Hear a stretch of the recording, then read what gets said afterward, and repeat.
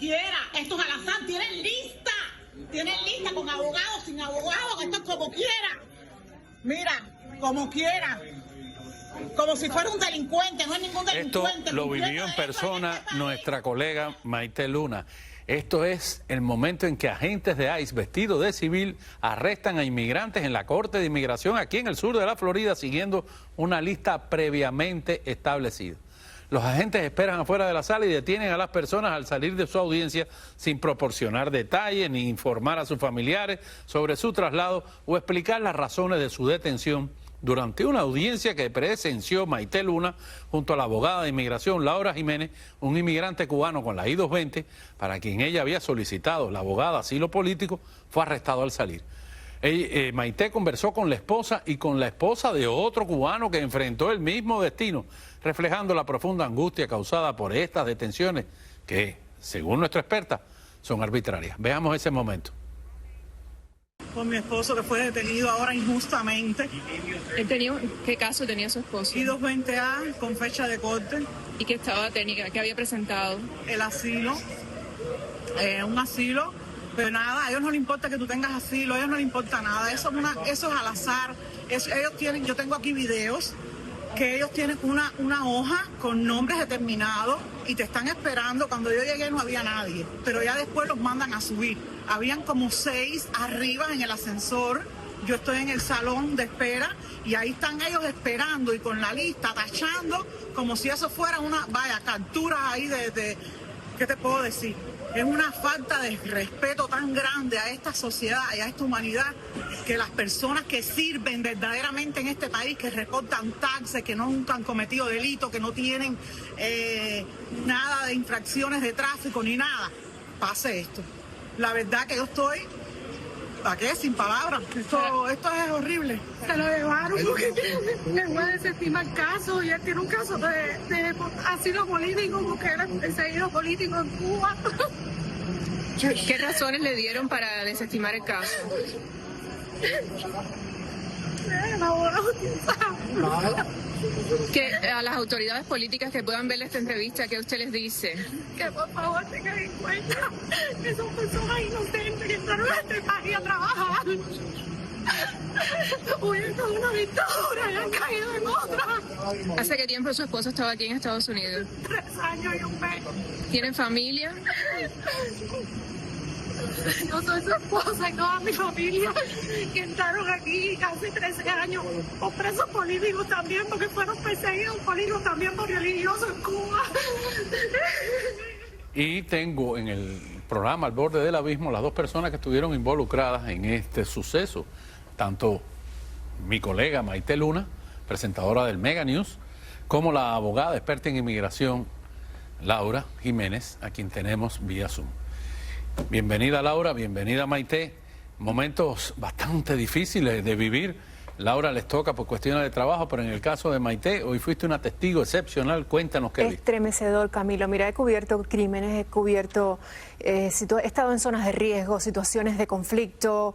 ¿Qué te puedo decir? Pero para mí, no sé si porque soy inmigrante también o porque presencié algo que me parece que es completamente injusto y fuera del debido proceso, para mí fue estremecedor. Entré en shock total. Afortunadamente pude hablar con estos familiares, pero de verdad es algo que me va a tocar para toda la vida este momento que viví en la Corte de Inmigración. Escuchemos la opinión profesional entonces de Laura Jiménez, quien estaba allí como abogada y que realmente tuvo que darle el frente a esta situación, porque era un proceso, Laura, que tú llevabas, ¿no? Era un cliente tuyo. Así es, Camilo.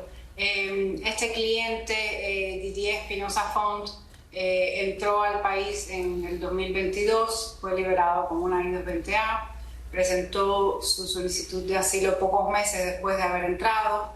Inicialmente la presentó con UCIS y el caso fue referido a la Corte, donde tiempo después y un poco antes de su primera audiencia máster, que fue el día de hoy, contrató mis servicios. Su caso de asilo fue suplementado, fue bien argumentado, fue bien documentado. Él cumplió incluso con todos los requisitos que marca la ley, tanto asistir puntualmente a sus citas biométricas como a sus citas de supervisión, no tenía absolutamente ningún factor derogatorio como crímenes o incumplimientos de la ley, y sin embargo, a pesar de que yo iba preparada, anticipándome a estos arrestos arbitrarios que han estado ocurriendo en las cortes de inmigración a lo largo del país, presenté mi oposición, la presenté por escrito, una oposición de casi 20 páginas, incluso con las copias de las decisiones judiciales. Lo argumenté de manera oral también, y así todo el juez no decidió a mi favor. Yo solicité incluso que se le instruyera al fiscal que explicara por escrito por qué para él ya el caso de la deportación no era una prioridad, y por qué, según su muy breve y escueto argumento, las circunstancias de mi cliente ya habían cambiado de forma que para el Departamento de Seguridad Nacional no era un interés proseguir con el caso de la deportación y darle chance de defender ese asilo en corte. Y sin embargo el juez únicamente se limitó a decir que eso era un asunto para discutir entre yo y el fiscal, cuando era el juez que estaba presidiendo la audiencia y era el juez que tenía el poder de instruirle al fiscal que presentara la razón por la cual ya este caso no era de su interés.